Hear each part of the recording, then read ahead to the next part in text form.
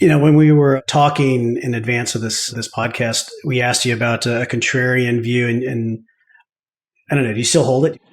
My contrarian view. It was oil, I think, or Oh, oil. it's that's right. Okay, I can, depending on the day, it changes. Yeah, that's why I asked. Can energy work? Well, interestingly, we had this event in the Middle East. Oil pops, gives it all back within 48 hours. I think, and when I look at flows, there's been a mass exodus from energy ETFs and healthcare ETFs too. And if you're a chartist, if you're looking for big ranges, because ultimately big trends develop from stocks and industries and ETFs that have these big ranges, because it's just that the market's accumulating these shares, and eventually it breaks out and you get momentum and trend. The energy is home to all those big ranges. But the waiting game of it is just immensely frustrating. Energy, so I still think it's a contrarian idea, but the opportunity cost involved is, I think, too high. Healthcare would also fit that bill. Yeah. For what it's worth, because healthcare has been so bad in terms of its performance that it's actually kind of interesting. Like, how much worse can it get? Yeah. A lot of outflows from healthcare ETFs. You have this administration that scared a lot of folks in the healthcare industry. So that's really negative. And usually when things are really negative, that's when a change develops.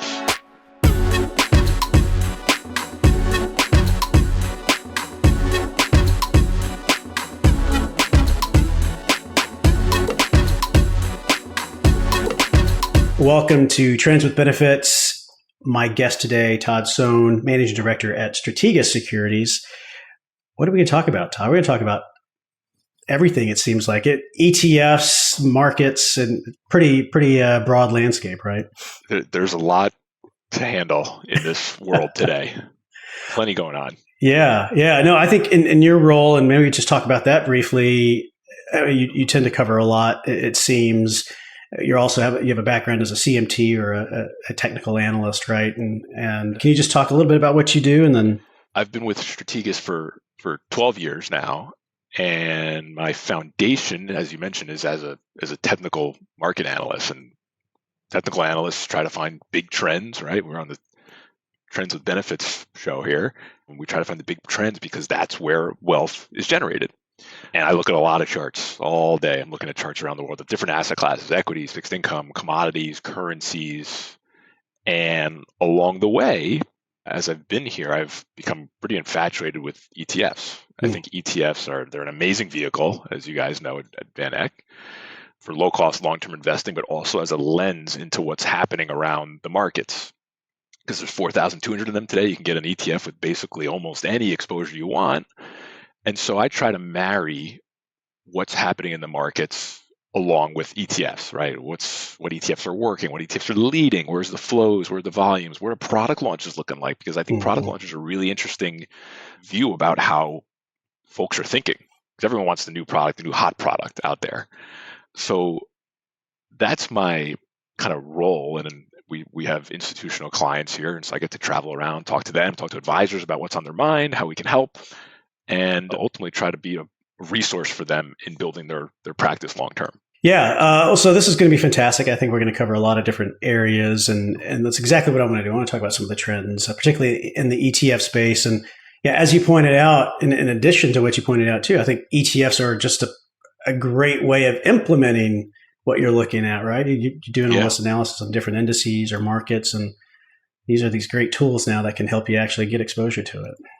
There is no shortage of how to play any segment of the market, right? And I think what's interesting is this kind of splicing and dicing that's going on of all the different indices that are out there. For example, like the S&P 500, you can buy the S&P 500 now. You can buy the top 7 stocks, top 20 stocks.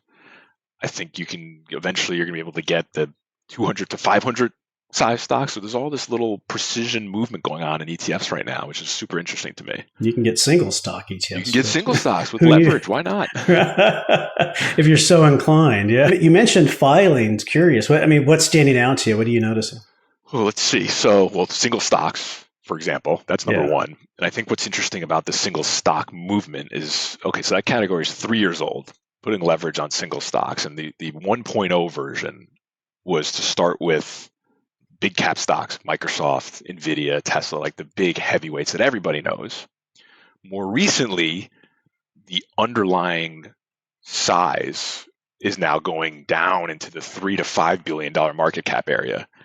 Because that's where the volatility is. That's where you're going to get either massive growth for some of these stocks, or they might go belly up. Who knows? But so if you just plotted off market cap versus inception date, there's this linear move lower in terms of that exposure. So that's one thing. And then the other is crypto, right? The crypto world is exploding. I guess there's some regulatory influences that have helped there. But so now you're moving you beyond vanilla Bitcoin to all the flavors out there and bringing in derivatives and rotational strategies and structured outcome. And that's the other big wave, because it's rare, as you know, to get a new asset class into the ETF, right? Gold 20 years ago, stocks 30 years ago. Now we're at crypto in the world today. It's interesting to me how far we've come or how we've evolved over time in the ETF space. After the financial crisis, anything with derivatives, synthetic exposure was kind of shunned. And then I guess after 6C11 and some recent regulatory changes, it became okay to start getting exposure via derivatives, via swaps and other tools like that. And so now you have this plethora of swap-based products, and say in the single stock ETFs and all these derivative option income or option buffer strategies. That's the wave, massive wave. And I think part of that is, if you've been invested for the last 15 years or 30 years, you're probably sitting on a lot of capital gains. Maybe you don't want to sell your exposure, so now you can use some of those derivative strategies to manage risk around there. Or if you're worried about upside for the market, then you do a covered call strategy. And so I think those are just these complementary solutions to the core of a portfolio. Maybe some of them are a little too wacky. I can definitely argue that. They're definitely complex, and you got to pay attention to the tax implications. But you're opening these floodgates to strategies that were not available to the common investor however many years ago. So I think that's really neat. But the reading the ingredients is super important now. It's the same thing at the grocery store. Like, you're in the aisle, you're looking at two different snacks. What's in one snack? What's in the other snack? Which one's the healthier one for your portfolio? I think that's the way, right? I think that's the way to think about it. So there's going to be more and more of these option strategies to help manage risk around the core of your portfolio, to help protect on the downside, generate income, whatever the need is out there. Yeah, and I mean, it's gotten more complicated, I think, and in some ways, at first it was like, know what your index is and understand the index rules, and now beyond that, it's okay, derivatives, and how do I understand the risks there if I'm not in that space myself, like swap counterparty limits and things of that sort. And the education is super important, and I'm not sure we're there yet.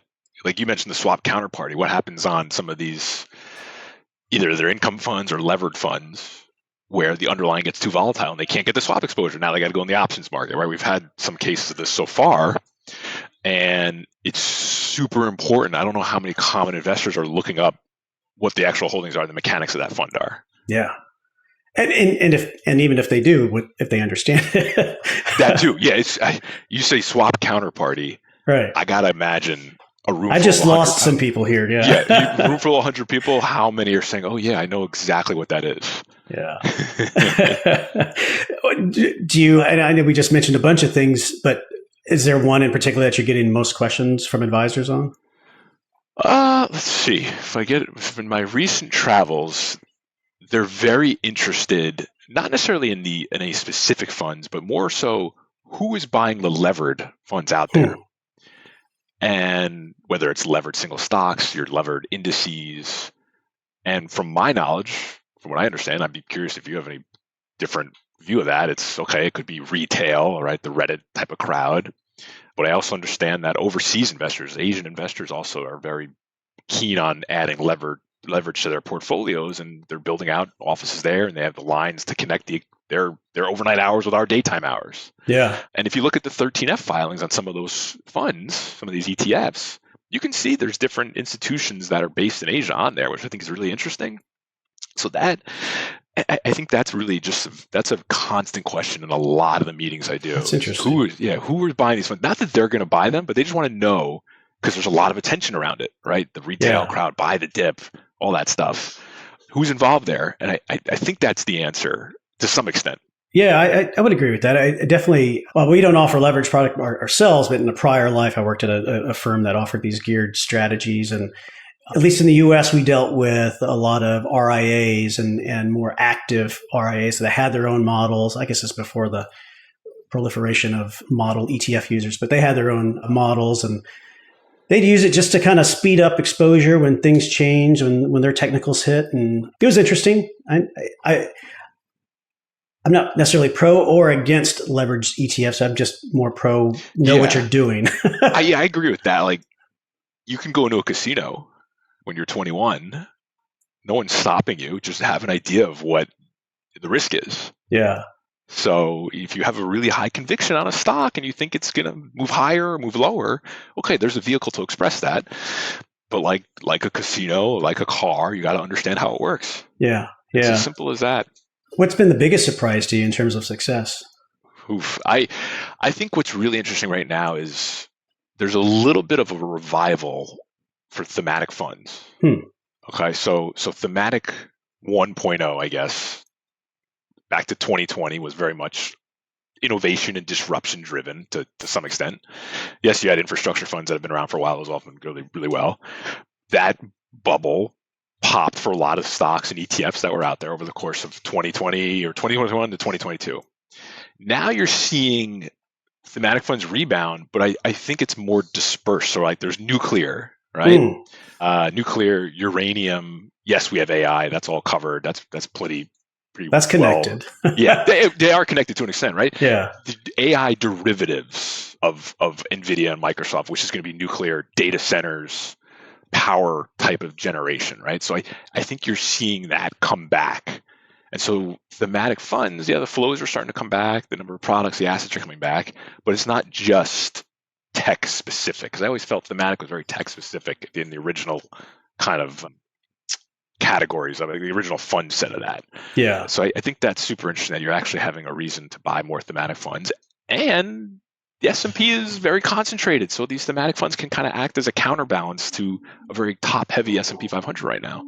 Yeah, totally. And I mean, it's also super interesting that you're going into some of these other areas, maybe perhaps because of, say, AI. We noted a big pivot in nuclear stocks, for instance, last year when, I don't know, when just ChatGPT really blew up and everybody understood the power needs for it, and nuclear came back on the screen, if you will.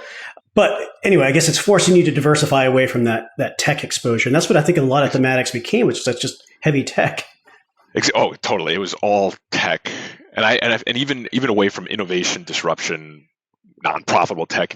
If you bought a standard AI fund, you were probably getting more of the same stocks that you own in a large cap blend fund. Yeah. Like, okay, that's worked out great, but at some point you need to say, I own a lot of these top names.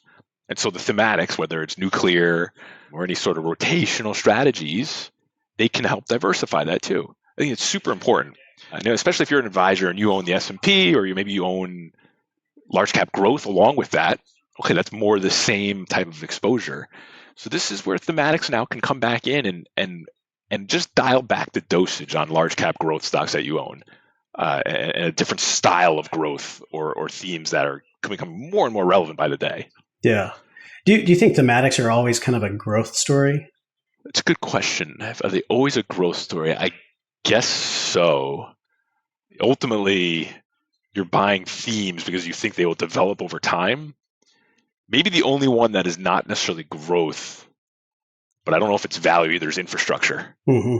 Right? There's always a need for infrastructure, especially here in the U.S. as bridges and roads get older and whatnot. Maybe that's just more a sustainable theme rather than growthy theme like nuclear could be. Yeah. Well, that's kind of where I run into a gray area. It's like, when does it become a theme and when is it just an industry? These are things I need to think about more. When is it just an industry? Like semiconductors. Yeah. There's clearly there's 1,000 semiconductors around me right now, right? My phone, my computer, my keyboard, wherever it is. That's not a theme to me, though. I think that's industry. Right. Right. I mean, those are just going to be forever part of our life. And there are themes driving it, but yeah. There are themes driving semiconductors, but there's that feels more industry to me off the top of my head. Yeah. So you mentioned thematics kind of coming back around. I mean, it has themes are always around in some form or fashion. ETFs have really just helped thematics, be more accessible.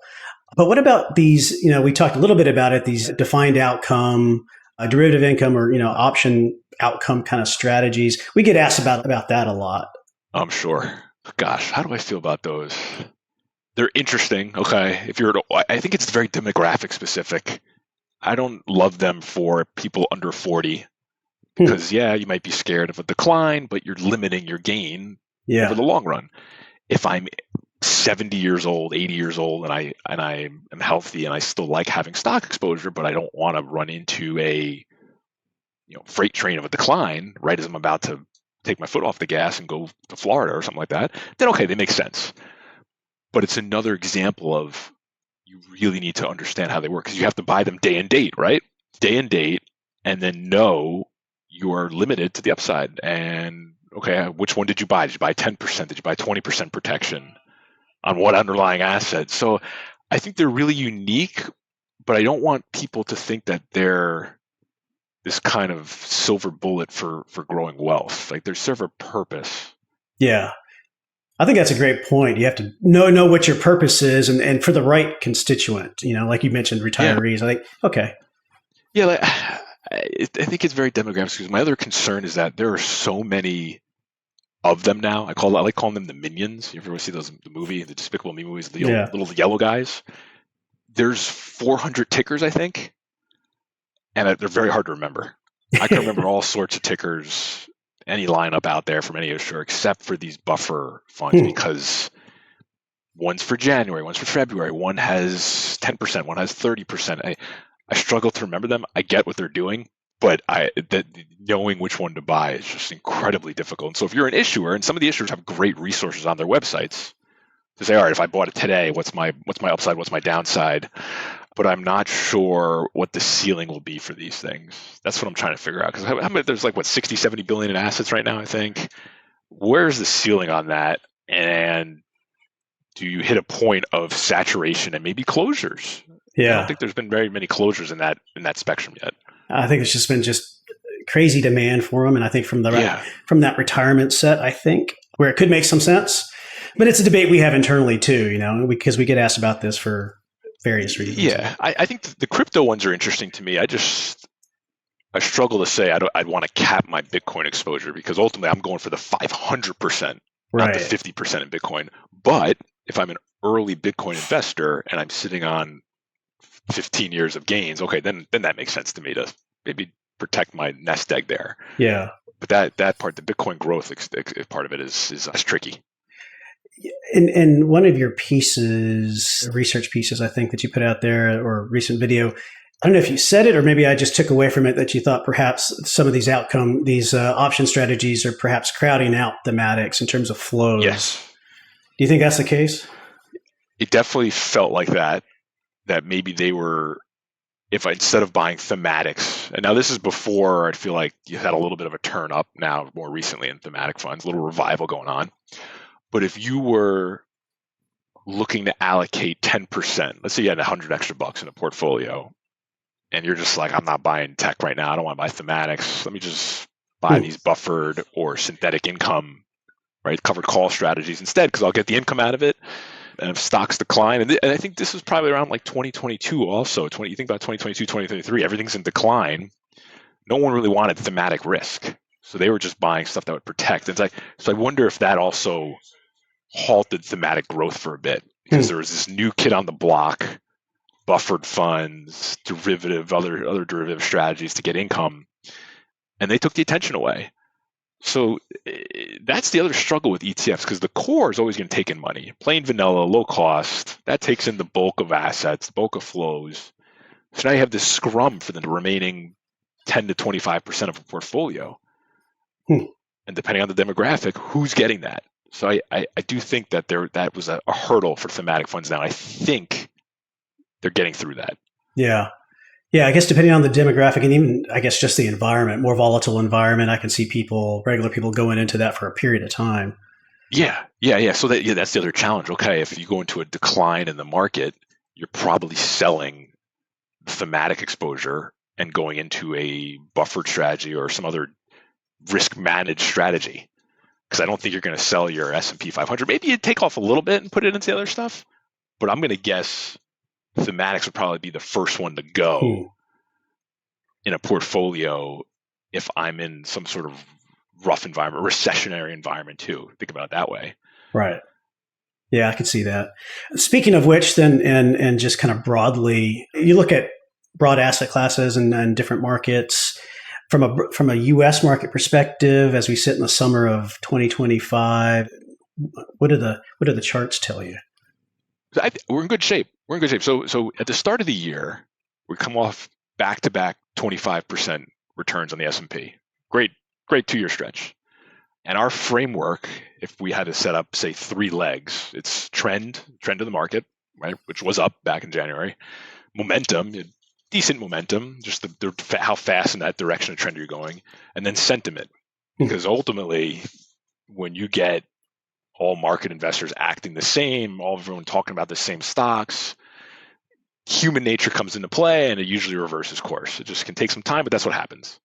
Our sentiment work, whether it was via flows and surveys and the options market, was super aggressive, very, very aggressive. There's no doubt about it. You progress through the year, the tariff thing comes into play. That was kind of the match to get that super aggressive sentiment to wipe out. So now fast forward to today, and we're back to new highs, but the sentiment data is completely indifferent now. I think there's a lot of restraint and skepticism that what happened in April, that was it, right? I think a lot of folks are very skeptical of that. The survey data we look at, and even in client meetings, are just more noise than anything. And I've looked at flows since the low in April, and you have outflows from small caps and cyclical sectors, but then you have inflows into bond funds.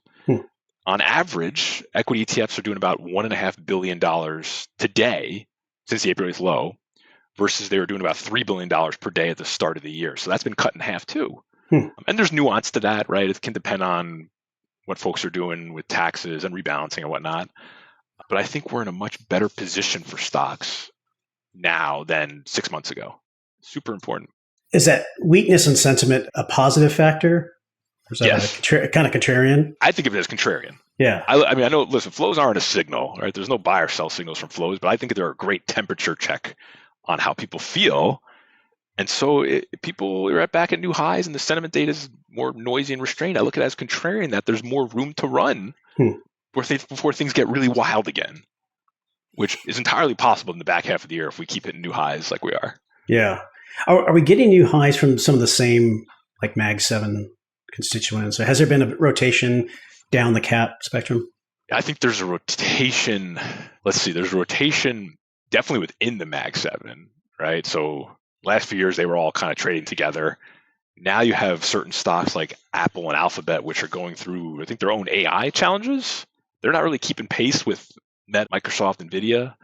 Tesla's all over the place. And then Broadcom is now, I think, 3% of the S&P. So that's come into a Mag 7 itself. So that's different. But then if you look further down the cap scale, you have financial companies are trading really well. Capital market stocks, which are clearly important to the ETF ecosystem, are all across the board making new highs. The only ones that are a little bit of a laggard here are private stocks, private asset managers, which they're trying to get in the ETF world. There's a whole other stigmatism there. But I like that you have the capital market stocks involved, because if there was going to be an issue, you'd probably see it show up there. You know, there maybe deal making slowing down, markets slowing down, recessionary type influences. But those are good. And then industrial stocks, which is part of the power story, are also really strong too. So that's true. Yeah. We feel good about the stuff that's working. And I'd be remiss if I didn't mention semiconductors outside of NVIDIA and Broadcom, because those have come roaring back as well after a really big correction. There's a lot working. Yeah. Do we still have the same concentration risk? I mean, there's still big companies, and is that a problem to try to navigate? I think my biggest fear, I don't worry about yield curves and economic data too much. I leave that to my other teammates here. My biggest fear is that you get this concentration risk coming back and we go from, say, 10 stocks in the S&P from 35, 36 to above 40. And maybe it's not the same 10, but like we talked about, Broadcom coming in, or maybe even like Netflix is all of a sudden, Netflix, no one's canceling Netflix, no matter what the environment is. Everyone needs it, especially if you have kids. Netflix is nearing that $1 trillion mark. I think it's maybe 700 billion. Wow, I could be wrong. So my fear is the concentration risk. It works out great for passive investors. But then if you're laying that on with growth funds or certain thematic funds, you're just adding more and more of the same. So the way to navigate that is to look for ETFs that are thematic or equally weighted, or just using any sort of other method of weighting besides market cap. Fundamentally weight them, right? That's my issue. And what about factors? I mean, given the volatility in the markets, people probably look for quality stocks, for instance, as a way to ride it out. You've recently written about that.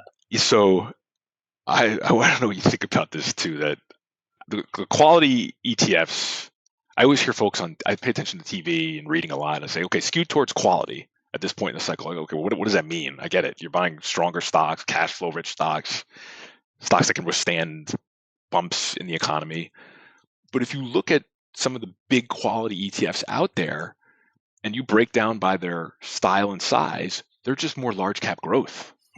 Over 50% of those funds can be large cap growth. And so I think if you're an issuer out there, an ETF issuer, you want to find quality ETFs, maybe actively manage them, because then you can at least change up. You won't be as heavy on large cap growth, or just change the way the structure of that fund is. Because if you're adding more NVIDIA and Microsoft, you're not helping out an investor who says, "Oh, I'm buying quality. I'm protected. I'm going to be, less down in a corrective market." If you just made a simple regression of daily returns of the big quality ETFs, they're the same exact thing as the S&P. You're not getting you're not getting uncorrelated returns. And I think non-correlated returns matter today in portfolios, especially given the concentration risk that's out there. Yeah. I'm going to go on a little bit of a soapbox, and I don't know if it makes sense or not, but factors, I love the idea of factors and breaking things down into some, bite-sized understanding of what drove returns. But that's my problem around building strategies around it, because it's kind of backward looking. Like, this is what has happened. This has been a quality stock, but I don't know. Tell me where it's going to go forward. Factors go in and out of style, and we don't. If you can time those styles, God bless you. I mean, you deserve a private island if you're able to time factor when they work. Outside of, I get high beta works coming out of corrections. I like the idea of more rotational factors, if that's possible. If you can make a good product or a good index that can rotate among factors, that makes sense to me. But knowing when to buy quality, knowing when to buy value, momentum, it makes sense. But the actual timing of it is really challenging. It is. And, I think about some of the strategies that we had. I think about the important things about investing, just basic rules of engagement, if you will, in your portfolio. Identify those good companies, you can call them quality, whatever, those really good companies with strong business and financials and good prospects. And then buy them. And the most important thing is buy them at the right price, or buy them at a good price. So we're talking about U.S. markets, and you have a pretty positive outlook for the S&P, I guess, through the rest of the year, if I don't put words in your mouth. Emerging markets, international markets, ex-US has done pretty well this year as well. Do you think that continues relative, or do you think the S&P makes up ground? I think it can stay the course. I think if you don't have international, or if you have limited international, definitely add more, up the dosage. It's hard for me to say overweight it relative to the US. I don't know how I feel about that. But international is working again. You think about Japan has made its first new high last year in 35 years. Right? That's a good market. That's a differentiated market, and less tech heavy. It has a lot of consumer industrial exposure. European markets are actually working. And the important part about that is industrials are, I think, the largest weight in Europe now in certain European indices.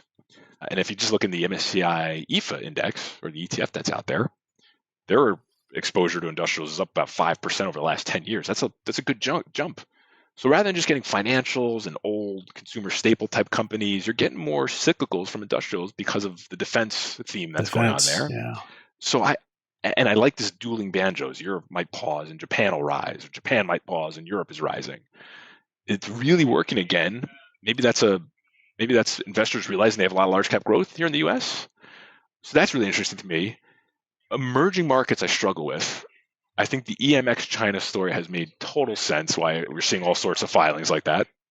Because China, over the last 32 years, 33 years since the MSCI China Index was incepted, annualized at 1%.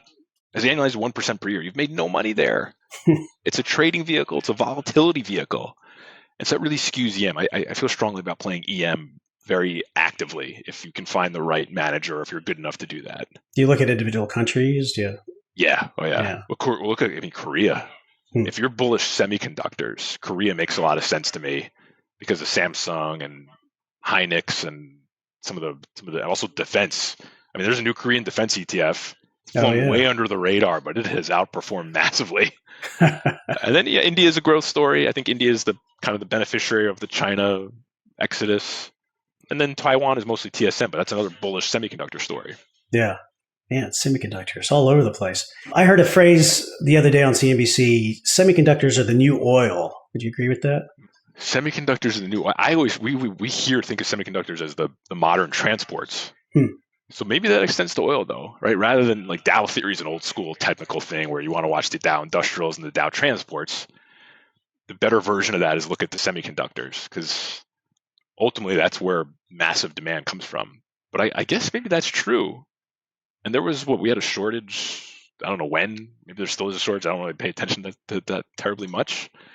But when there's a semi shortage, that's a problem for everyone. It's a problem for automakers, flight manufacturers, cell phone manufacturers. It affects everything. So maybe you're right about that. Yeah, it's an interesting. Yeah, I agree.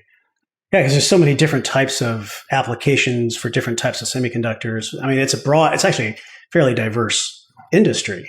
But yeah, it powers so much. I think I'm a big Disney fan. I go to Disney parks all the time. They had quoted that one of their new rides had more semiconductors in it than like a 747 or something like that. I forget what the exact quote was, but the amount of semis and code involved in making the ride, as opposed to just being this hardware, you put a vehicle on a track, it was pretty wild to me. Yeah.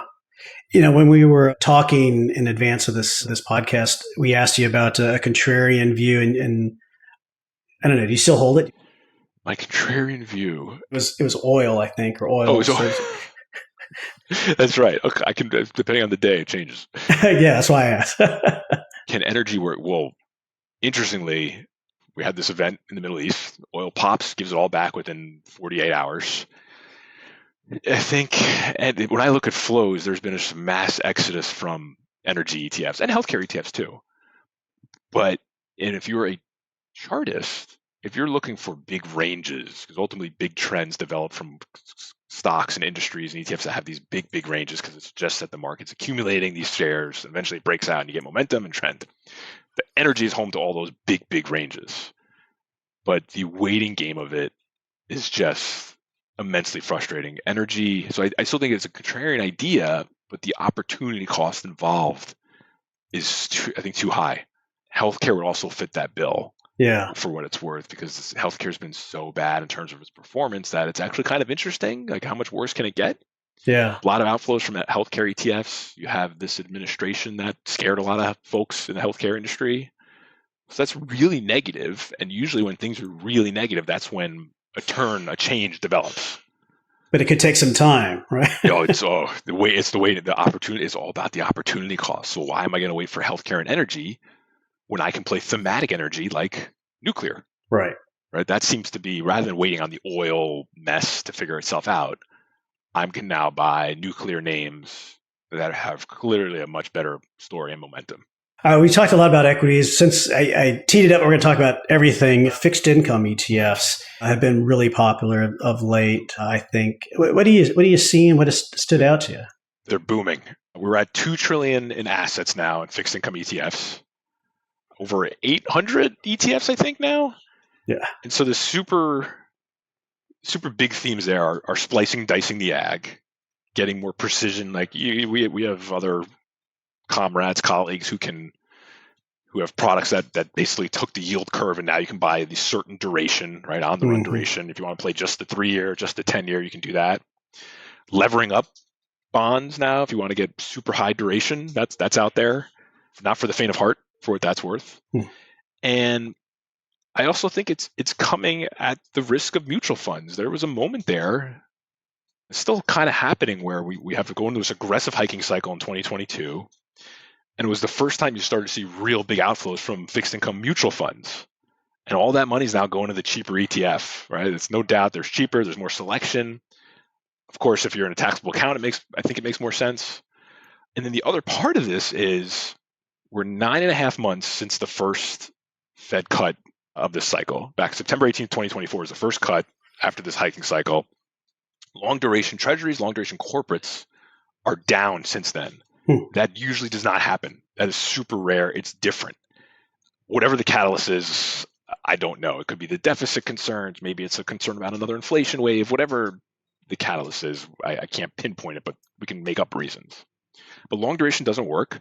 And so if you're an investor, you're losing out on that allocation. I think it just makes sense to sit down at the short end of the curve, get your income there. You're getting 3.5% to 4% now, and there's no volatility. It's so much easier. Just do that. I also find it useful that as ETFs are this good lens into what's happening, I can now go into fixed income ETFs and I can see what's going on in CLOs pretty clearly. I can see what's happening in high yield sectors. And so that's giving me a good read on, like, okay, maybe high yield energy is weakening, but not high yield financials. That's super helpful in trying to diagnose the internal workings of the market. Yeah, absolutely. They're that lens on liquidity, transparency there, which it wasn't there before. So yeah, I mean, there's also the private part of this, the private credit, which I'm skeptical. Skeptical in a private credit in general, or in an ETF? Yeah, in an ETF. ETF. Well, I don't think that's a great look. But in the ETF, it doesn't seem to make sense. Yeah, everything had a drawdown in April. Fixed income ETFs, they traded at discounts. There were some outflows. Yet some of the private stuff that was out there, their NAVs were flat. Okay, that doesn't seem to make much sense. Right? Something feels a little off. Yeah, that's true. That's true. And to your point, in that sense, the ETFs can provide that kind of lens and price discovery of where market really is. Do you get questions about a particular type of fixed income product these days? Well, the private one is the private one. What's going on with the private asset ETFs, equity or credit? Interest, but skepticism. I would say no one wants to commit a large amount of capital to it because it hasn't been weather tested. Like, we need April was a little bit of an earthquake for credit, but we need a full-blown credit event cycle, I think, to really test out that. And yeah, high yields had it, bank loans have had it. I think folks are just kind of waiting and seeing what the deal is. Plus, yeah, you got to wait for the track record, and then the asset levels are not high enough for most advisors for their platforms. Yeah. Other than that, I do think they're finding it interesting that long duration doesn't work. You got to think differently about fixed income in today's world. Yeah, that's interesting. That's true. What about active versus passive in ETFs? You getting questions about that? A lot of the actives are these option strategies, but just in general. I think it's partially. Yes, the derivative part of that is big. Also, the risk management, and then it's at a need too, because we know actively managed equity mutual funds have seen $4 trillion in outflows over the last 25 years. And now, if you look at active equity inflows, and yes, part of these are some of the derivative leverage stuff, you're just seeing a little tilt higher in the inflows curve, and everyone's jumping in the pool now. Finally, 6011 helped that. Now all these legacy issuers are jumping in. And I think the active management, if you're just talking non-derivatives, okay, what is I think they have demand. They certainly have distribution. What's the differentiation though in the product? So are they adding more large cap growth to your core of the portfolio? Or are they adding something maybe more different that can help diversify? That's, I think, the existential question for a lot of these active managers. But there's plenty of talk about that. I mean, I still think it's amazing that there's 3,700 active equity mutual funds, Yeah. right? Because I'm sure you hear it. Oh, there's too many ETFs. Yeah, there's probably a lot of silly ETFs out there, but there's still massive amount of mutual funds, and not even including share classes, just the single fund itself. And it's still a huge market. I mean, maybe a lot of that is 401k money too, but I mean, it's still a Yeah, massive market, even though it's bleeding. yeah. The market. I forget the number, but the assets under management in active equity funds is close to what the entire ETF industry is, right? Something around there. I forget the number two, and Yeah, I should remember it, but yeah, I can't. I'll go back and look at it. I can't remember either, but they're certainly close enough where it says, "Wow, we're just scratching the surface for ETFs and active ETFs in general." Yeah, that'll be interesting to watch. Well, this is great. What's next on your radar, research agenda, what have you? Figuring out where the net when does the FOMO come back? Okay, when do I see it in some of the flow data? Because every once in a while there's an event that happens, and you inevitably see, whether it's models or some of these sector ETFs, see massive inflows, and I just don't see that yet. So I'm curious about that, and also if thematics can really stay the course and continue to come back here in a much different way. That, and then crypto is not my expertise, but there's I'm waiting for all these esoteric coin ETFs to come out, like Doge, and I don't know, the ones that don't make any sense to me. What's the demand for that going to be? Yeah, that's true. Like with the new SEC chair in place, it seems to be a little more open to these things. So I think we'll see a plethora of all those. They're clearly open to it. I just don't know what the demand is. I think most advisors out there, they just know Bitcoin, and that's what they defer to. It's the analogy I could make. The NFL is Bitcoin, right? Everyone watches the NFL. We know about it. And then you have XFL, USFL, whatever the league is called now. That's like the next tier of the coins. And yeah, there are some diehard fans who watch it every Saturday, or they go to some of the games. But ultimately, it's not I don't know if profitable is the right word, but how big is that business going to get? And I think that might be some of these other, outside of Ethereum, I think that's some of these other ETFs that are on the horizon. Yeah. Well, I'll have to see. As we start to kind of wrap up, one of the questions I like to ask is, what's one long-term trend you see playing out over the next several years? It could be about ETFs and everything we've talked about, or it could be just something you're super interested in. I mean, ETFs are easy because I'm biased, but I think those are just getting started, right? This massive movement, model portfolios, all that. The proliferation of influencers on some of these food products, I think, is really interesting to me. So like, I'll bring it to like consumer staple stocks outside of Walmart and Costco are in a deep problem. And I find that influencers have revealed like, hey, the cereal you're eating is terrible for you. And I feel like this is a big trend that's happening, and these companies are having trouble adjusting to it. Oh yeah. So I don't know when you stop seeing some of these crazy cereals. They're delicious, no doubt about it. I mean, I'll buy it for my kids. But like, I don't know. When does that stop? When do some of these? I don't know if it does. Right?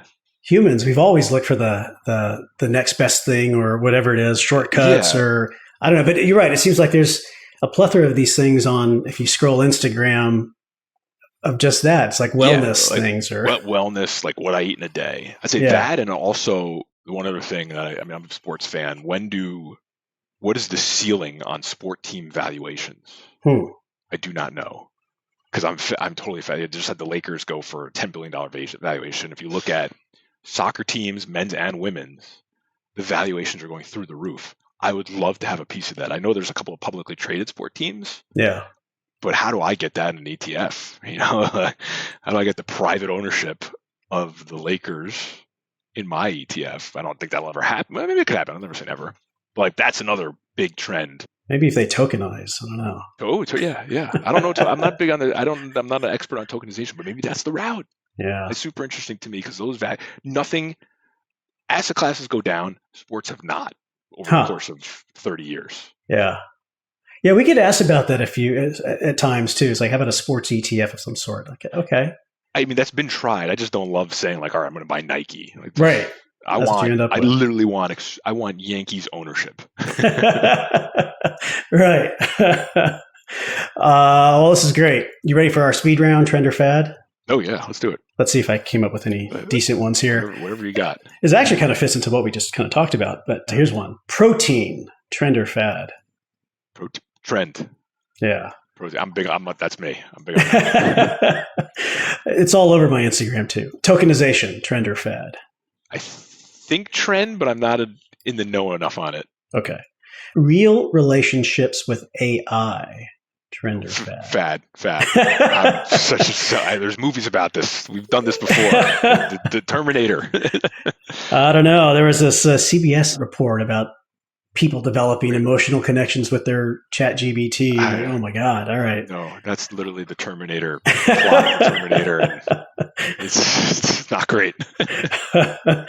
Oh, and I'll have to ask you this one, even though it's AI related, just because we're in the business, but AI powered portfolio management. Fad. I like AI as a complement to a portfolio. Maybe help you screen for stocks.